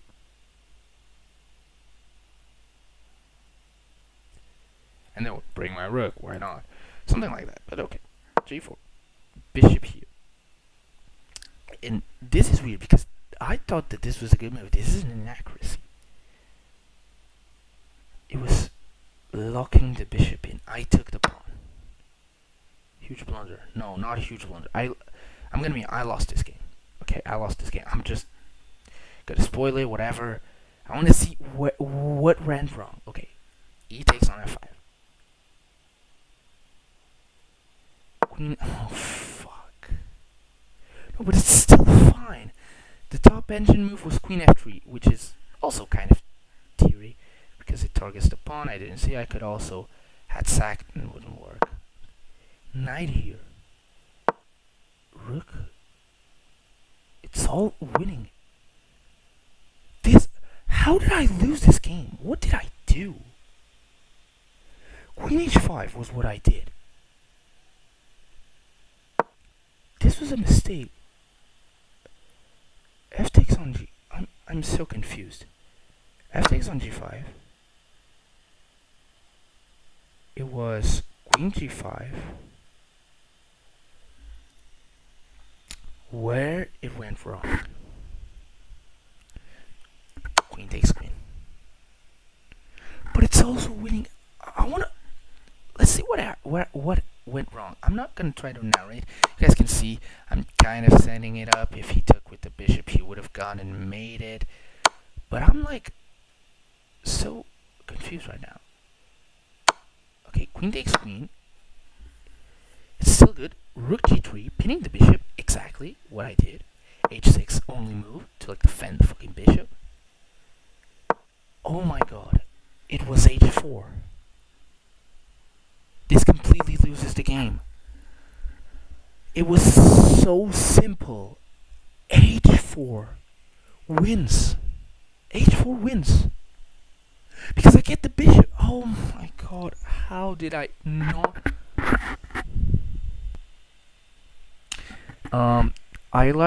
Let's just. I'm just gonna specify a little thing. I loved every little bit of this tournament until this game. This game was completely fucked me up, like mentally, because the lady probably was like, just like super annoyed and stuff because she was losing. I miss. Oh my god, man! Because it's such a simple move. h4. You just. I mean, you just target the bishop, and you win it. That's the point of it. You target the bishop, no matter what he does, he's losing it.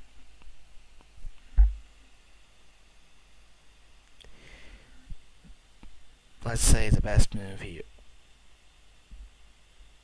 Rook f7. Bishop, pawn, rook check.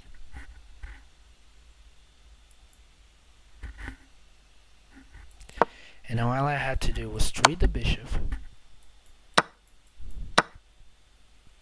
and butcher his king. Her king.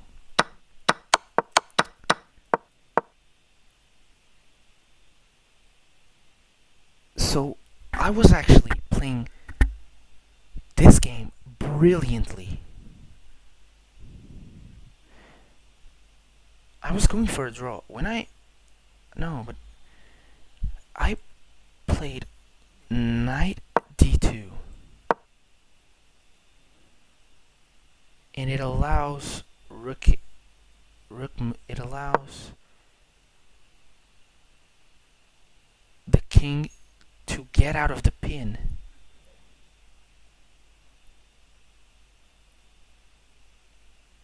And it's equal, technically equal. This type of things, they mess up a lot, like me, because I am sure that every single one of you in this position, with 7 minutes remaining, like imagine, would have found it. H4. It's the only logical thing to do is to play H4. There is nothing beyond H4. It's the only thing that makes sense. And I don't know why I didn't see it. How didn't I see this? It was the only thing that made sense.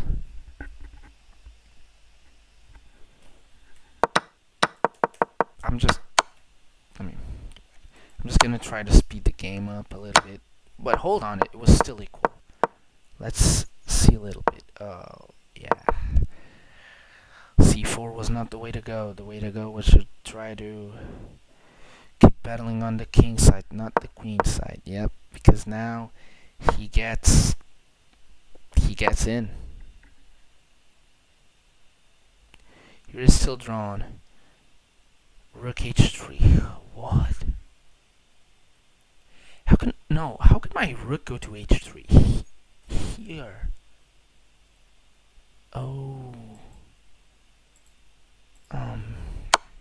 I took immediately. He took back. Knight there. Direction.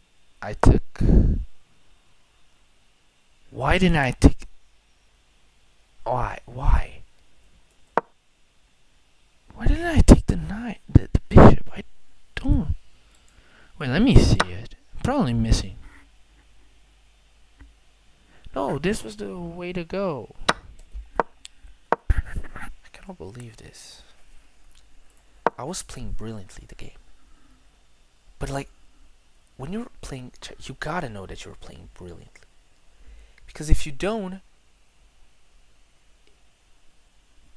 or I don't know what happened in this game.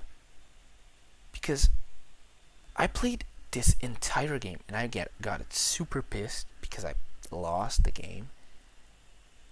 But I never saw h4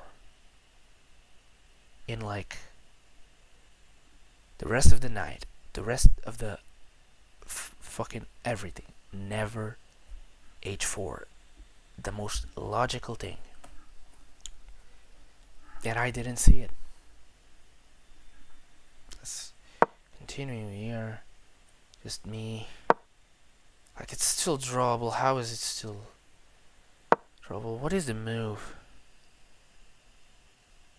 Knight takes on g5. You gotta. Why didn't I trade it the bishop? I also don't get. Like, if I was playing this game now, I not only would have found it like probably h4 with 7 minutes, I would also straight away traded the bishop and go for like a draw or something. But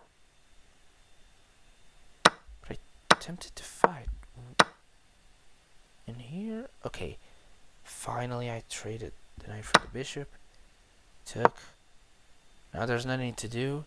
I lost to the pawn. Exactly. And here, we just lost the bishop. Here, actually, I played an illegal move. No, not yet. Around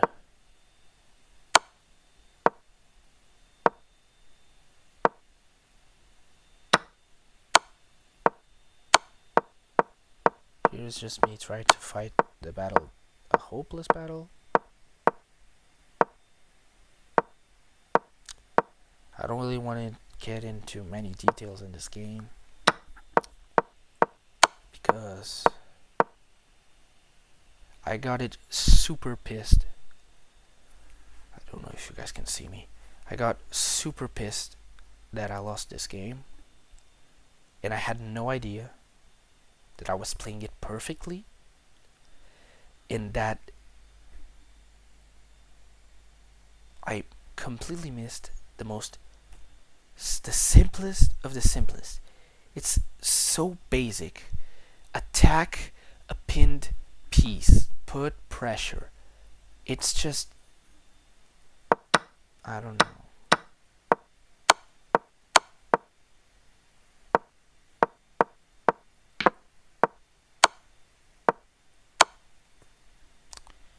She won by checkmate.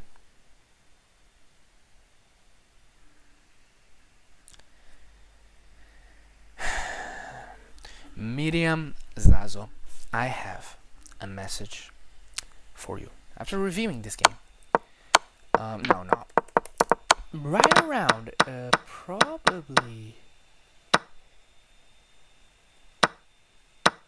here, I would say, I played King G2, and like it's made in 10. The position is clearly black's. There's nothing I can do to like prevent, I don't know, let's say rook here. Like, what the fuck do? I have to take queen and it's over. And I know she is in her right because it's an illegal move. She went to the referee and I think it was a little bit earlier than this, but she was already the game won. So for an extra minute, I got really pissed. Because this lady was the whole contrary of the rest of the people in this tournament. From this tournament, I have seen two types of people. The nice people that are just very good human beings, and the people that are probably also nice, I would say, very nice also, but like are worse, more focused on the game than being nice. For example, I will say the guy from the first round, the little kid from the second round. Also, yeah, he was very sad that the position was completely lost to him, but he didn't give up. Props to him. I completely threw it away. If I'm not wrong, the guy from the round previous to the guy that played the fantasy Karo Khan, they were so super focused, laser focused, and like then there's me, who misses h4.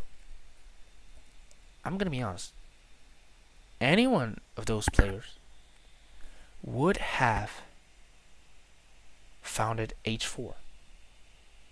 It was the simplest move to like find. Oh, I still didn't say.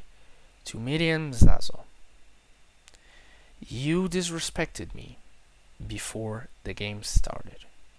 You were using a very fucking revealing cleavage. And I won't blame your fucking 50-year-old bazongas cleavage, whatever, all fallen off for not finding h4 or for losing the game. No, I won't. But you were mean to me at the start of the game. You were, how do you say in English? When like, you were rotten. You were a very rotten person.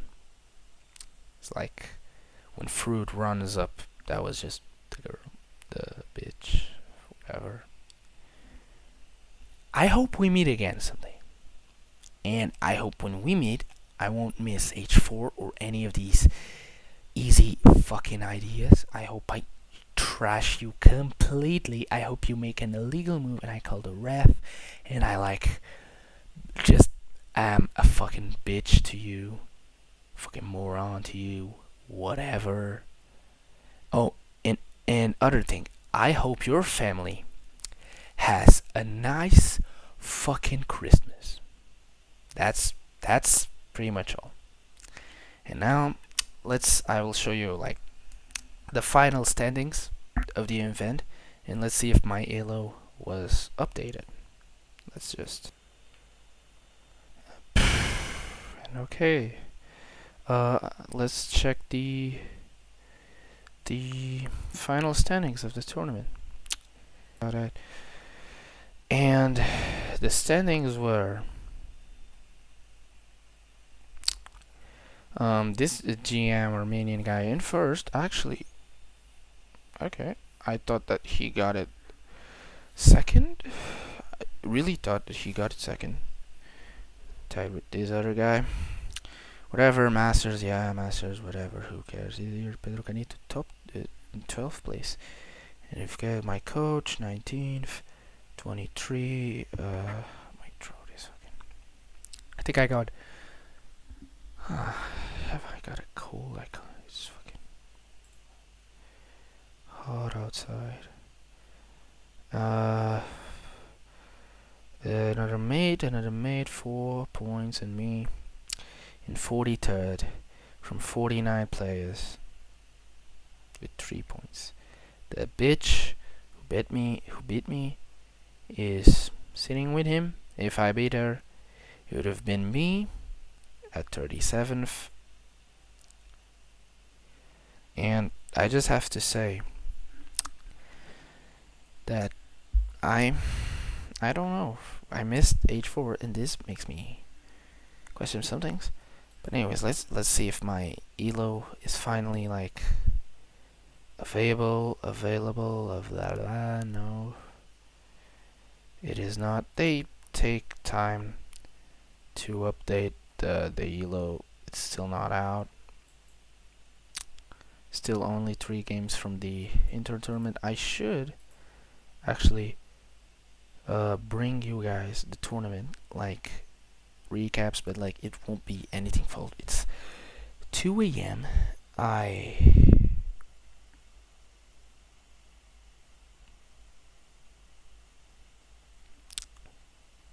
want to see something. I want to see which under 16 place I got.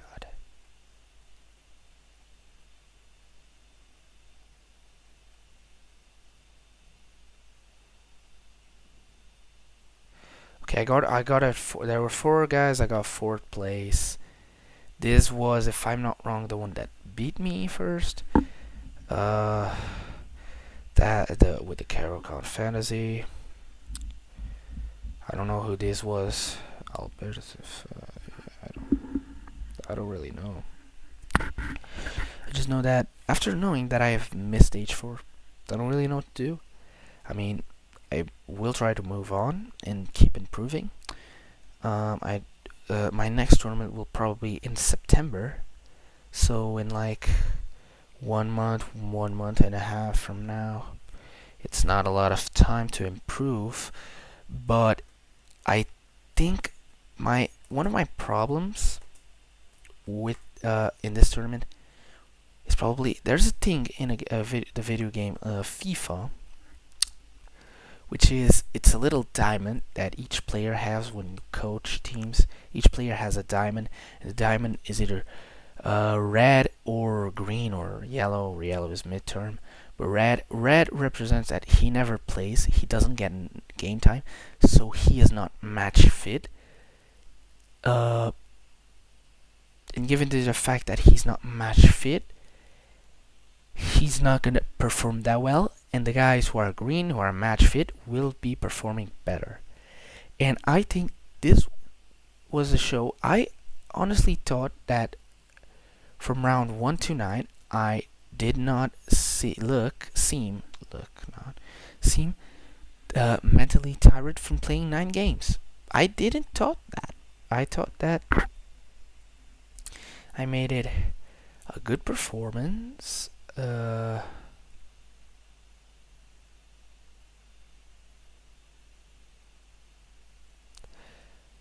thought that I was not affected by the tiredness like I was, but I really was this last game. I'm missing H4. I had 7 minutes. I didn't even see H4, which was the most like basic tactic. Like I was tired. I think that I'm going also to start streaming chess, like what is it? Onlinechess.com. I'm gonna do a series of live streams called Road to 2000, but will be very fun, and I'm gonna start to learn some things and stuff. And I think that I was not match fit. I was not prepared to play the tournament. Okay, if the tournament was like next week, it would have been time to like get my match on, my game on, like just play games online. Just that probably would have helped me, and also playing a lot of games followed, because these tournaments, like 9 games, all followed up. The intervals between games, they were a lot, 45 minutes, but it was clearly my fault. I clearly was not prepared to play 9 games in a row like that. And I should, because I normally do that in like chess.com. I play some games followed up, but I wasn't ready because a lot of the games were pure high intensity, very tough fucking games. I'm just, they were,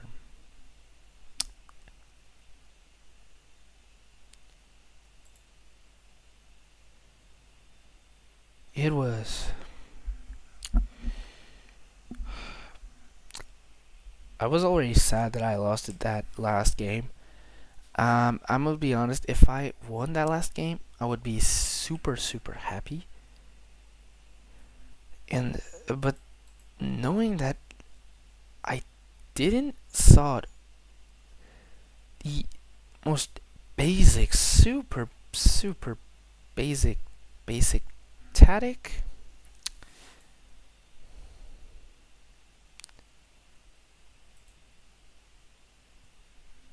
it just makes me very mentally like hurt, honestly.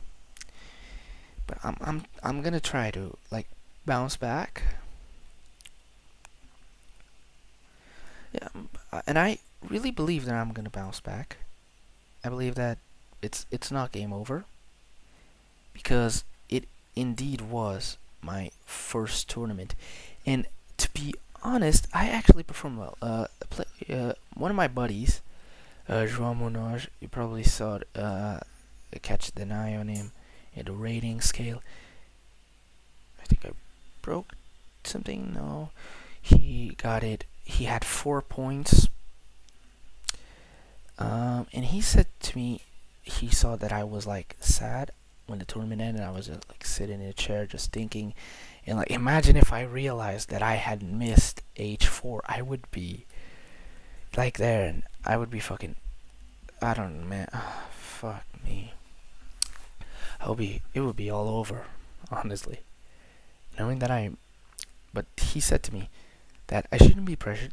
This was like his second tournament, I think, or maybe he has played a few more, but a tournament earlier this year that he went to, he got it like 1-8. He had 2 draws and got it 1-8. Seriously, 1-8. He probably did the same shit as me, even worse. And as a matter of fact, it kind of helps me knowing that like this is just my first tournament. Like I was 0 rated. I still am, because they still haven't updated. And I really didn't know what to expect. I mean, you guys, I released a video the night before the tournament, and I was like scared. I was like stressed and whatever, pressured that I had to perform. I have to perform. I have to perform. In some way, I perform, but like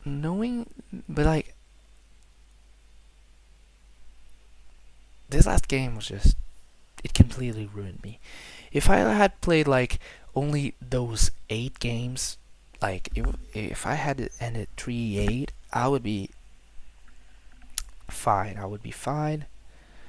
But like 3 not. But like the last game was just. I don't know how I will recover from it.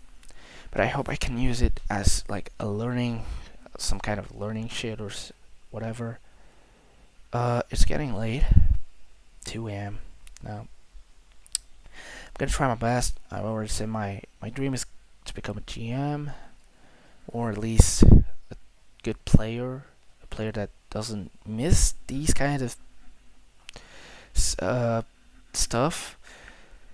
And yeah, guess this was all. Get out of here. I tried to fucking like exit the fucking program that I used to stream instead of stopping recording. I've been recording 2.5 hours. Fuck me, man.